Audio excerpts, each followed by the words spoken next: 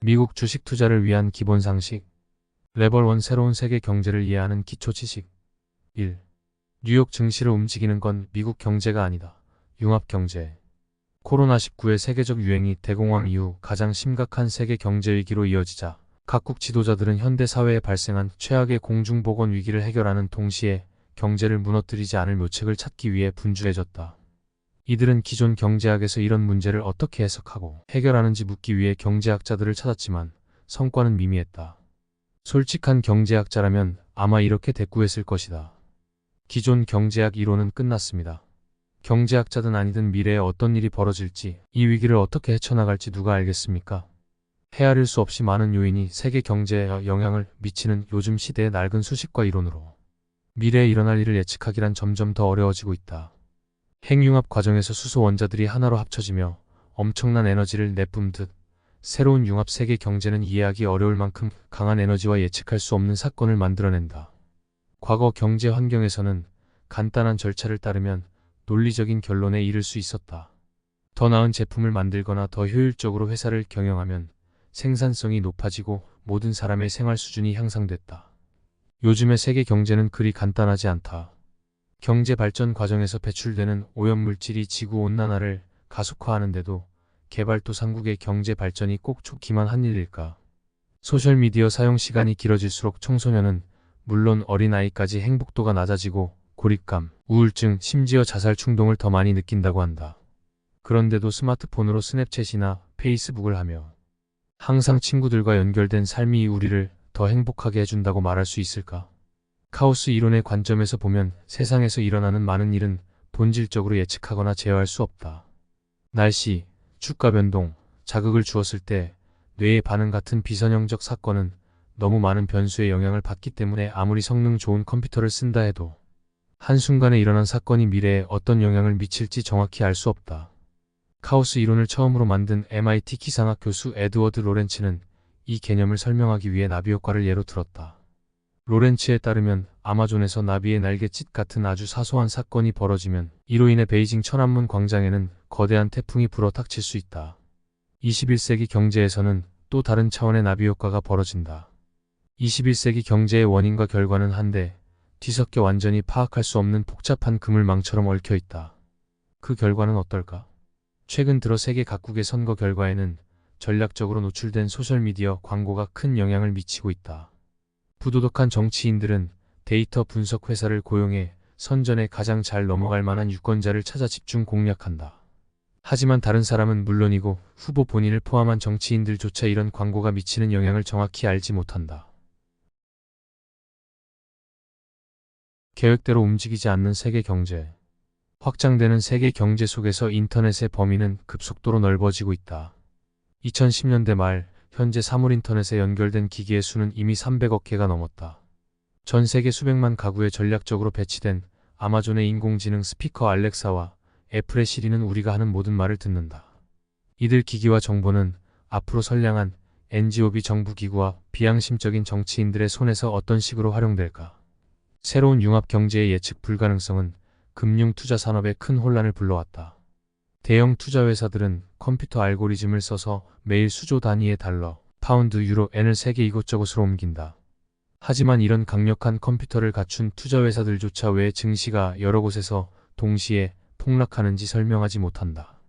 때로는 아무 이유 없이 눈 깜짝할 사이에 전 세계 증권시장, 그러니까 전 세계 경제가 무너져 내리기도 한다. 2010년대 중반, 세계에서 가장 안전하고 변동이 적은 금융상품으로 분류되는 10년 만기 미국 국채 수익률이 급락하면서 전 세계 증시가 가파르게 하락했다. 이날 트레이더들은 시장이 붕괴되기 직전까지 증시가 폭락하는 광경을 지켜봐야 했다. 그날의 주가 하락폭은 믿기 힘든 수준이었다.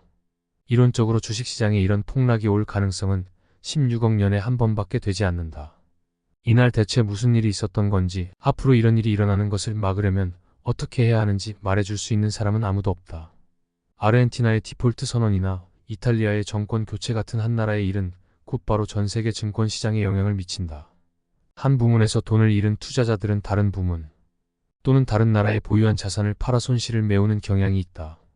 뉴욕이나 런던의 증시가 급락하면 현금이 필요해진 투자자들이 자국에서 진 빚을 갚기 위해 외국 주식을 팔면서 브라질이나 인도 같은 신흥시장의 증시가 폭락한다. 이처럼 한 나라 특히 개발도상국의 주식시장은 그 나라 잘못도 아니고 그 나라가 손 쓸 수도 없는 일로 인해 타격을 받기도 한다. 한편 안전자산으로 여겨지는 통화를 발행하는 나라는 경제위기 때 전혀 다른 경험을 한다. 일본엔 스위스 프랑, 미국 달러는 증시가 폭락하면 가격이 오른다. 전 세계 증시의 폭락과 그 이후에 경기 대침체를 불러온 2007년 미국발 금융위기 당시 위기의 진원지가 미국임에도 불구하고 대부분의 국제 투자자가 가장 먼저 한 일은 달러를 사들이는 것이었다. 전 세계 중앙은행 가운데 3분의 1 정도가 주요 준비통화로 달러를 보유한다. 미국은 세계에서 가장 인기 있는 화폐를 지닌 덕분에 오랫동안 많은 이익을 누렸다. 미국이 전쟁 자금이나 정부 적자를 메울 돈을 외국으로부터 쉽게 빌릴 수 있는 이유도 달러가 준비통화이기 때문이다.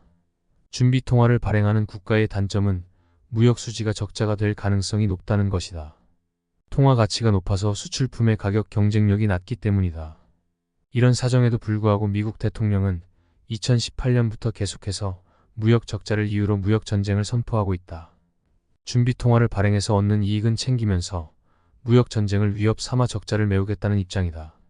대공황 시절 미국이 일방적으로 무역 장벽을 세우자 다른 나라들도 보복성 무역 장벽을 세우면서 전 세계가 혼란에 빠지는 일이 벌어졌다.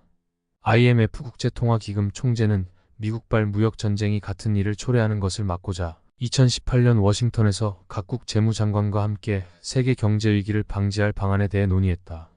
이 자리에서 당시 크리스틴 라가르드 총재는 자유무역의 이점을 되풀이해 설명하고 미국의 조치에 보호주의로 대응하지 않도록 당부하는 등 다른 국가들을 설득하려 했었다. 또 모든 국가가 적자를 볼 수 있다면서 심지어 중국조차 일부 국가를 상대로 적자를 보고 있다는 점을 강조했다. 새로운 융합 경제는 많은 면에서 직관에 어긋난다. 새로운 세계 경제에서 혁신과 성공은 별로 중요해 보이지 않는 요인에 의해 판가름 날 것이다. 요즘 여러 학교에서는 아이들에게 기술이나 사업과는 전혀 관련 없는 능력을 길러주기 위해 노력한다. 일례로 실리콘밸리에 위치한 발도르프 페닌슐라 학교 더 월도프 스쿨 오브 더 퍼닌설러에서는 화면이 있는 전자기기를 전혀 사용하지 않는다.